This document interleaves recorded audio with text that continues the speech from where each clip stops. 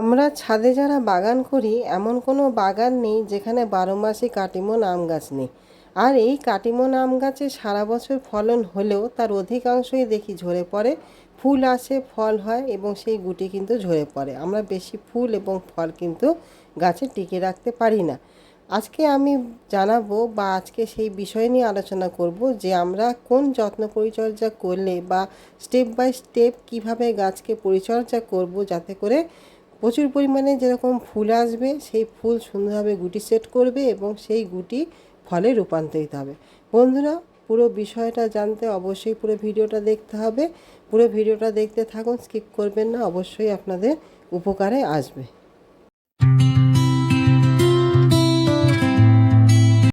এখন চলতি আগস্ট মাসে অনেক কাটিমন গাছেই ফুল এসে যায়, মুকুল আসে।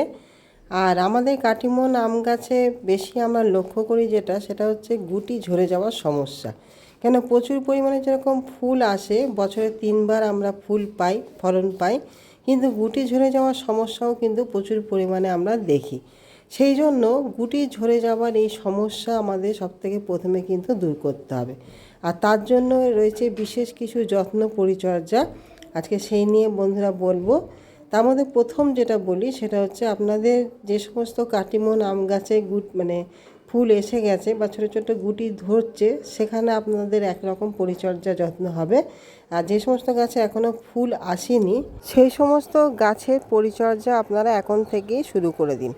এখানে যে সমস্ত গাছে আপনাদের এখনও পর্যন্ত ফুল আসেনি সেই সমস্ত গাছে আপনারা পটাশযুক্ত খাবার, অর্থাৎ পটাশ, তার সঙ্গে থাকবে ফসফরাস। এই পটাশ এবং ফসফরাসযুক্ত যে আমাদের উপাদান, সেই উপাদান কিন্তু বেশি পরিমাণে দিতে হবে। তবে দেখবেন আপনাদের গাছের নতুন বৃদ্ধি আসলেই সেখানে কিন্তু মুকুল নিয়ে বেরাবে। এখানে যেটা আপনাদের, যেহেতু আমাদের বর্ষা চলছে, আমরা গাছের গোড়ায় সেভাবে খাওয়া প্রদান করতে পারছি না, সেই জন্য আমরা যেটা করব সেটা স্প্রে আকারে করব। যখনই আমাদের বৃষ্টি কিছুক্ষণের জন্য, অর্থাৎ 2 থেকে 4 ঘন্টা গ্যাপ নেবে, তখনই আপনারা এই স্প্রেটাকে সেরে ফেলবেন। এখানে যে উপাদানটা আপনারা স্প্রে করবেন সেটা হচ্ছে 0-52-34, যেখানে আপনাদের নাইট্রোজেন একেবারেই নেই। এখানে 52% রয়েছে ফসফরাস আর 34% রয়েছে পটাশিয়াম, যা পুরো ফসফরাস এবং পটাশিয়ামের অভাবকে আমাদের দূর করবে, করে ফুল আনতে কিন্তু সহায়তা করবে। এবারে আসি আসল কথায়। যে সমস্ত গাছে আমাদের ফুল এসছে, ফল সেট হচ্ছে, আমরা সেই সমস্ত গাছে কি পরিচর্যা করব। বন্ধুরা, প্রথমে যেটা বলি সেটা হচ্ছে, আমাদের ফুল ঝরে যাওয়ার বা গুটি ঝরে যাওয়ার দুটি প্রধান কারণ থাকে। তার মধ্যে প্রথম কারণ হচ্ছে সেটা হচ্ছে আমাদের বোরনের অভাব। আর দ্বিতীয় যে কারণটা থাকে সেটা হচ্ছে আমাদের পোকামাকড় এবং ফাঙ্গাসের সমস্যা হলে। আর সঠিক নিউট্রিশন যদি আমাদের মাটিতে না দেওয়া থাকে, সেক্ষেত্রেও প্রচুর পরিমাণে কিন্তু আমরা গুটি বা ফুল ঝরে যেতে দেখি। সেই জন্য এই সমস্ত দিক আমাদের মাথায় রেখে আমাদের প্রথমেই যে কাজটা করতে হবে সেটা হচ্ছে একটা ভালো ফাঙ্গিসাইড এবং পাশাপাশি একটি ভালো কীটনাশক গাছে প্রয়োগ করতে হবে। যখন আমাদের মুকুল আসতে শুরু করবে, তখনই আমরা একটা ভালো মানের ফাঙ্গিসাইড এবং তার সঙ্গে একটা ইনসেকটিসাইড মিশ্রিত করে একবার ভালো করে স্প্রে করে দেবো। আবার যখন মুকুল ফুটে যাবে তখন আমরা কোনো রকম স্প্রে করব না। যখন সেই মুকুল থেকে ছোট ছোট গুটি আকার ধারণ করবে, তখন আমরা দ্বিতীয়বার ফের স্প্রে করব। এটি করলে আমাদের ফাঙ্গাসের আক্রমণে বা কীটপতঙ্গের আক্রমণের যে সমস্যা, সেই সমস্যা থাকবে না। আমাদের একটা প্রবলেম কিন্তু সলভ হয়ে যাবে। দ্বিতীয় যেটা হচ্ছে, যখনই আমাদের মটর দানা আকার ধারণ করবে, তখন আমাদের দিতে হবে প্লানোফিক্স। এই প্লানোফিক্স এমন একটি হরমোন যা আমাদের গুঁড়িটাকে সুন্দর করে ধরে রাখতে কিন্তু সহায়তা করে, অর্থাৎ বোটাকে শক্ত মজবুত তৈরি করে এবং গুঁড়িটাকে ঝরে যেতে দেয় না। এই প্লানোফিক্স আমরা একবার প্রয়োগ করব, সেটা হচ্ছে যখন আমাদের মটর দানার আকার ধারণ করবে। 1 লিটার জলে 0.5 ml নিয়ে আপনারা সমস্ত গাছে প্রয়োগ করবেন। আপনারা ফার্স্ট মর্নিংয়ে কিংবা বিকালবেলায়, অর্থাৎ যখন চড়া রোদ্দুর থাকবে তখন কিন্তু এই হরমোন প্রয়োগ করা যাবে না। এই দুটো জিনিস করলেই যে সমস্ত গুটি দাঁড়িয়ে যাবে সেটাও কিন্তু না। দিতে হবে সঠিক নিউট্রিশনযুক্ত খাবার মাটিতে, যা আমাদের পরিপূর্ণ চাহিদা মেটাতে হবে গাছের, যাতে কোনো রকম নিউট্রিশনের অভাব বা কোনো রকম উপাদানের অভাব যেন গাছে না থাকে। সেই জন্য যে মিক্স খাবারটা আমরা তৈরি করব, সেখানে থাকবে আমাদের কম্পোস্ট এখানে আমি ভার্মি কম্পোস্ট নিয়েছি, আপনারা চাইলে কাওডাং কম্পোস্ট নিতে পারেন, কিন্তু সেটা অবশ্যই যেন 1 বছরের পুরনো হয়। আপনারা 1 মুঠো নেবেন কম্পোস্ট, তার সঙ্গে নেবেন সামান্য শিম চাচা, যেরকম আমি এখানে নিয়েছি 2 চামচ, হাড় গুঁড়ো নিয়েছি 2 চামচ, তার সঙ্গে আমাদের পটাশিয়াম সালফেট আর হচ্ছে জিঙ্ক।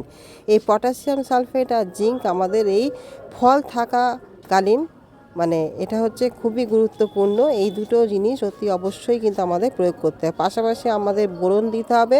সেই বোরনটা আমরা এখন মাটিতে না দিলেও আমরা উপর থেকে সেটিকে স্প্রে করব।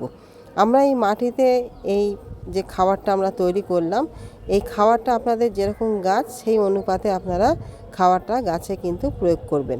এখানে আমি সেটা 10 ইঞ্চি যে টব, সেই 10 ইঞ্চি টবের জন্য আমি নিয়েছি 1 মুঠো ভার্মি কম্পোস্ট, তার সঙ্গে 2 চামচ নিয়েছি হাড় গুঁড়ো, 2 চামচ শিম চাচা, 1 চামচ পটাশিয়াম সালফেট আর 1 চামচ হচ্ছে জিঙ্ক। এই সমস্ত উপাদান আমরা গাছে দেবো। আর আমরা কোনোভাবে কিন্তু গাছের গোড়া খুঁচাবো না, আমরা উপর থেকে এইভাবে দিয়ে আমরা পরিমাণ মতন জল গাছে প্রয়োগ করব। এই খাবার আমাদের গাছে অবশ্যই কিন্তু দিতে হয়, যেহেতু কাটিমন আম আমাদের সারা বছর ফলন দেয়, সেই জন্য প্রত্যেক মাসেই আমাদের কম বেশি খাবার কিন্তু গাছে প্রয়োগ করতে হবে। আর পাশাপাশি যেটা আমরা দেবো সেটা হচ্ছে বোরন, কেননা বোরনের অভাব ঘটলে কিন্তু আমাদের ফুল এবং ফল দুটোই ঝরবে। কেননা বোরন আমাদের গাছের যে বোটা, ফলের যে বোটা থাকে সেটাকে শক্ত মজবুত তৈরি করতে কিন্তু সহায়তা করে।